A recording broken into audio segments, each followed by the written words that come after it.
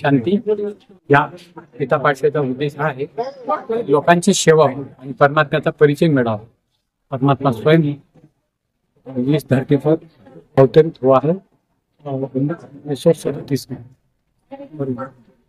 बाबा ने कहा है कि ये बाबा का प्रत्येक सारी दुनिया को मिलना चाहिए, इसलिए बाबा ने ये गीता पाठशाला 1982 साली सुरुवात केलेली आहे आणि सुरुवात होऊन आज जवळपास 30 ते 35 वर्ष होत आहेत आणि त्यानंतर 12 ज्योतिर्लिंगाची स्थापना डिसेंबर 15 मध्ये सुरुवात केलेली आहे आणि अयोध्येची स्थापना ज्या दिवशी झाली त्या दिवशीच या गीता पाठशाळेत आपल्या ज्योतिर्लिंग मंदिराची 12 ज्योतिर्लिंगाची स्थापना झाली आणि हे कार्य यासाठी सुरू केले की लोकांची सेवा व्हावी।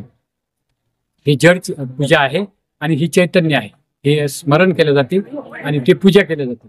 हे पूज्य आहे, ते पुजारी आहे, ते भक्ती आहे, ते ज्ञान आहे। तर ज्ञानाचा प्रसार व्हावा या माध्यमातून ज्योतिर्लिंग स्थापना 12 ज्योतिर्लिंगाची स्थापना केली। लोक या ठिकाणी पूजा करण्यासाठी येतील, त्यांना बाबाचा परिचय देण्यात येईल आहे। नंतर आरोग्य शिबिर आणि आपलं रोग निदान शिबिर आहे, गोरक्षण आहे, गोरक्षणची संस्था चालवतो आम्ही आणि राष्ट्रीय शाळेची प्रगतीसाठी आम्ही पुढाकार घेतो। मी गजानन टिपरे, टिळक राष्ट्रीय शाळा यांच्या सौजन्याने आम्ही या ठिकाणी विविध उपक्रम जसे की वृक्षारोपण आहे, त्यानंतर आमच्या राष्ट्रीय शाळेमध्ये प्राथमिक शाळा आहे, त्यानंतर आमचं गोरक्षण आहे, हे सगळे उपक्रम आम्ही या ठिकाणी चांगल्या रीतीने चालवतो। तसंच या ठिकाणी प्रजापिता ब्रह्मकुमारी गीता पाठशाळा यानुसार या पाठशाळेतून सुद्धा आम्ही विविध उपक्रम या ठिकाणी चालवतोय। 12 ज्योतिर्लिंग मंदिर मोठी उंबरीमध्ये आम्ही स्थापित केलं।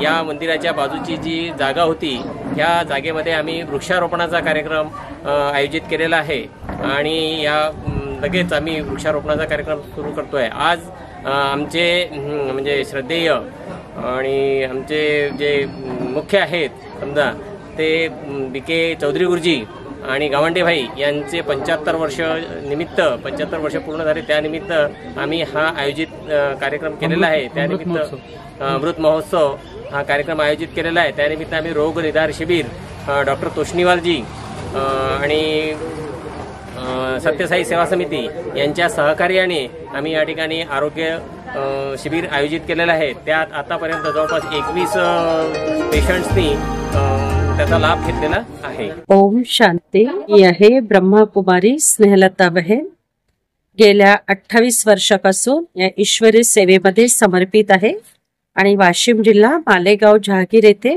ही सेवा देत आहे। मला हे ज्ञान बालपणापासूनच खूप आवडलं, कारण की या विद्यालयाचा उद्देशच खूप छान आहे। आपल्या भारताचा जो इतिहास आहे हा किती गौरवशाली आहे आपल्याला माहिती आहे, परंतु आज या समाजाला सेवेची अत्यंत आवश्यकता आहे। म्हणूनच 1936 पासून प्रजापिता ब्रह्मकुमारी ईश्वरी विश्वविद्यालय जागतिक स्तरावर कार्य करीत आहे। आज रोजी 150 पेक्षाही जास्त देशांमध्ये या विद्यालयाचं कार्य सातत्याने सुरू आहे। या विद्यालयामध्ये आपले 20 प्रभाग बनलेले आहे।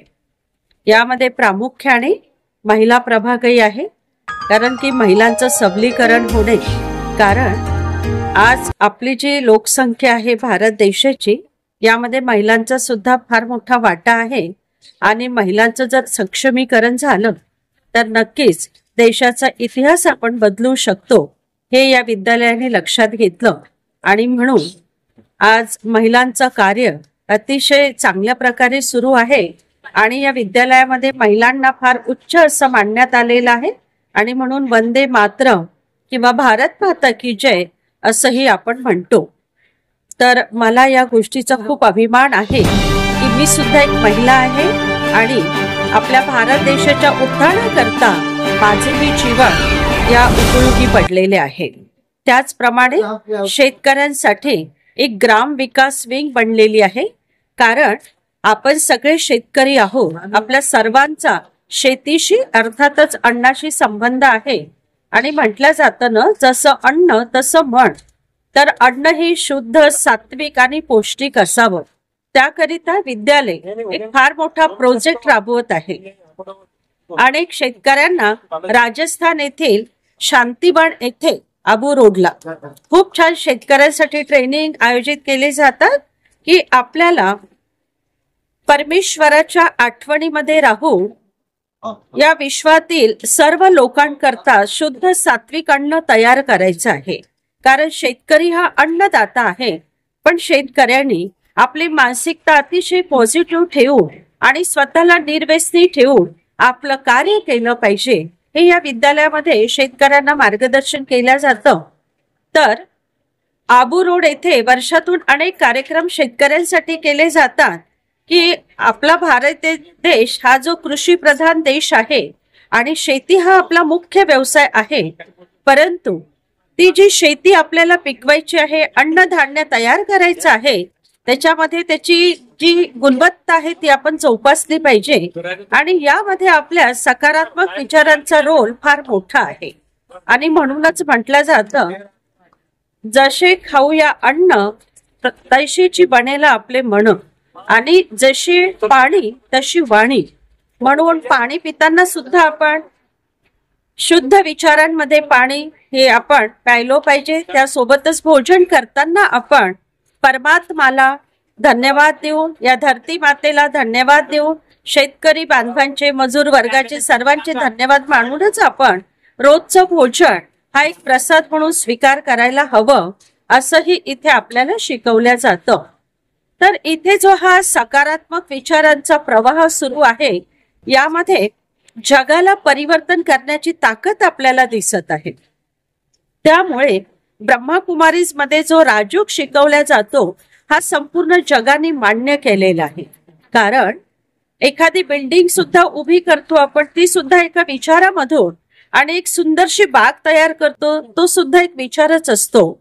आणि महाविनाशही घडवून आणायचा असेल तरी त्या सुद्धा आपला विचारच कारणीभूत ठरतो. तर इथे आपल्याला आपल्या विचारांवर, अर्थात आपले विचार हे बीज आहे, आणि म्हणूनच आपल्या विचारांवर आपल्याला खूप लक्ष द्यावं लागेल. विचार हे आपली क्वालिटी असावी, क्वांटिटी नाही. आणि त्याकरताच अध्यात्म आपल्या जीवनामध्ये खूप खूप आवश्यक आहे.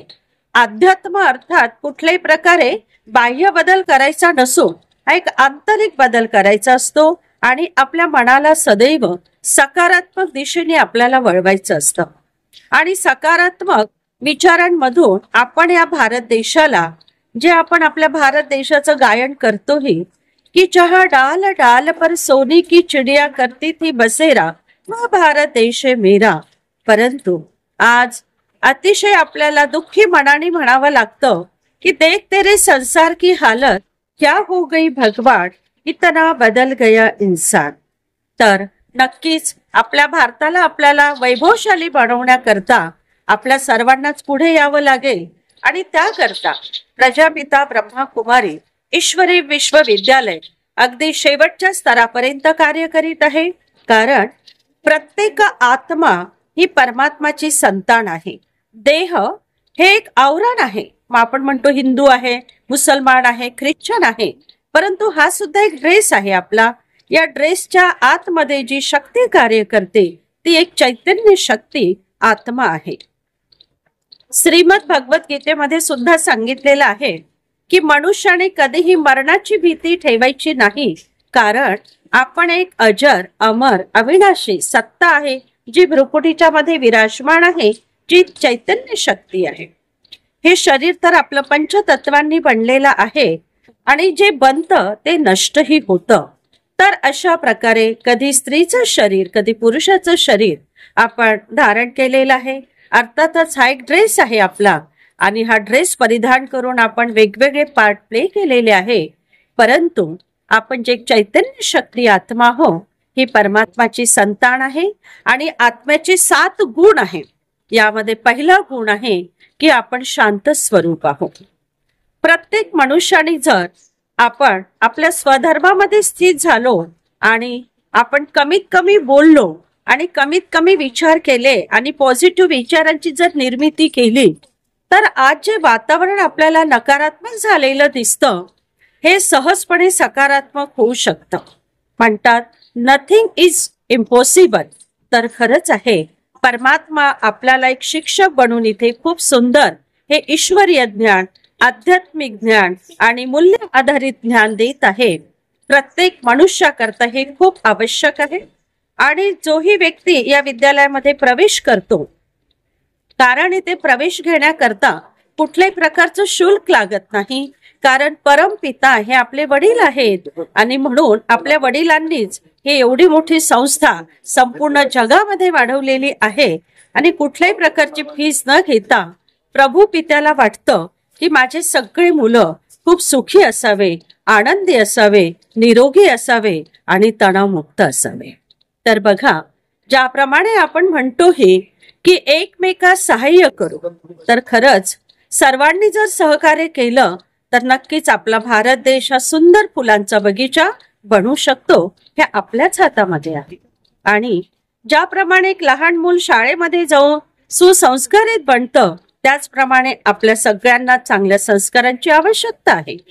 आपलं जे दैवत आहे, आपण मानतोही की आम्ही या कुळाचे आहोत, आमचं दैवत हे आहे. तर दैवत यामध्ये सुद्धा देवता हा शब्द येतो आणि देवता म्हटलं की त्यामध्ये दिव्यता, दैवी गुण आहे. ज्याप्रमाणे पवित्रता, शांती हे दैवी गुण आपल्याला धारण करायचे. तर या दैवी गुणांचा जो स्रोत आहे तो निराकार परमपिता शिव परमात्मा आहे. आपल्याला आत्मिक रीती परमेश्वराशी जोडायची आहे आणि परमात्माकडून ती अगाध शक्ती आपल्याला प्राप्त करायची आहे. कारण सध्या श्रीमद भगवत गीतेच्या श्लोकाप्रमाणे यदा यदा हि धर्मस्य ग्लानिर्भवति भारत, परमेश्वराने वचन दिलंय की जेव्हा इथे अधर्म वाढेल तेव्हा मी या भारत भूमीवर अवतरित होणार. तर बघा, स्वयं परमपिता 1936 मध्ये आपल्या भारत भूमीवर अवतरित झालेले आहे आणि गेल्या 88 वर्षापासून हे विद्यालय फार मोठ्या व्यापक पद्धतीने आपलं कार्य करीत आहे. आणि या विद्यालयाची जी धुरा आहे, जी जबाबदारी आहे, जो ज्ञानाचा कळस आहे, हा महिलांकडे सोपवलेला आहे. कारण महिलांमध्ये अतिशय कोणतंही काम करण्याचं सातत्य असतं आणि चिकाटी असते. त्याचप्रमाणे सर्वांना घेऊन चालण्याची कला ही सुद्धा महिलांना मिळालेली एक देण आहे. आणि त्याचप्रमाणे सहनशीलता ही सुद्धा स्त्रीला लाभलेली एक फार मोठी शक्ती आहे. म्हणून विद्यालयामध्ये महिलांद्वारे हे कार्य संपूर्ण जगभर चालू आहे आणि जगाला हा संदेश विद्यालय देत आहे की आपण सगळे बांधव आहोत. जिथे आपण सगळे बांधव आहोत तर तिथे कुठलीही भीती किंवा कुठलाही अविश्वास आपल्या मनामध्ये असू शकत नाही. आणि आज जो फार मोठा खर्च होत आहे संरक्षणावर, नक्कीच हा खर्चही वाचेल आणि चांगल्या कार्यावर हा पैसा खर्च केला जाऊ शकतो. आणि लहान मुलापासून तर अगदी म्हाताऱ्या व्यक्तीपर्यंत या विद्यालयाचं ज्ञान ऐकून आपल्या जीवनामध्ये परिवर्तन करू शकते. आज एक नव्हे तर अनेक लोक, अनेक उदाहरणं आपल्याला या विद्यालयामध्ये सांगता येतील. आज आपल्या भारताच्या आदरणीय राष्ट्रपती द्रौपदीजी मुर्मू ह्या सुद्धा या विद्यालयाच्या एक अंग आहे. आणि आज आपण बघतो की बघा किती त्यांना उच्च असं स्थान प्राप्त झालेलं आहे. तर यामध्ये इथे हे सांगितलं जातं की महिलांनी कधीही आपल्याला कमजोर समजायचं नाही. आपण शिवशक्ती आहोत, आपण परमात्माची संतान आहोत. आणि या भारत देशाची जी शोभा आहे, शान आहे, ती आपल्याला वाढवायची आहे. आणि म्हणूनच आपल्यामध्ये आपण चांगले मूल्य जोपासले पाहिजे. यामध्ये महिलांकरता विशेष आहे कम बोलो, धीरे बोलो, मिठा बोलो. कारण जेव्हा आपण व्यर्थ बोलतो तर शब्दांचं सुद्धा प्रदूषण पसरत असतं. तर नक्कीच आपण आपल्या जीवनामध्ये हे व्रत घ्यायलाच हवे की आपल्याला कमी बोलायचं आहे, मधुर बोलायचं आहे आणि सुखदायी बोलायचं आहे. तर नक्कीच आपल्या जीवनामध्ये काही आपण नियम पालन केलेच पाहिजे आणि आपलं जीवन हे इतरांकरता सुद्धा एक उदाहरण असावं. आपण आपल्या जीवनामध्ये सिंपल राहावं परंतु सॅम्पल बनावं. अशा अनेक गोष्टी इथे आपल्याला शिकवल्या जातात. आणि राजयोगामुळे आपल्याला मनशांती प्राप्त होते. आपल्या कुटुंबामध्ये होणाऱ्या कुरबुरी असतील, किंवा निर्माण होणारा तणाव असेल, जी चिंता असेल, ती सुद्धा नाहीशी होते. म्हणून या राजयोगाचा अभ्यास प्रत्येकाकरता खूप आवश्यक आहे आणि तोही निशुल्क आहे. आज आम्ही अकोला येथे राष्ट्रीय शाळेमध्ये आलेलो आहोत. येथील आमचे वरिष्ठ बंधू चौधरी सर आणि भाऊ साहेब गावंडे यांचा अमृत महोत्सव साजरा करण्यात येत आहे.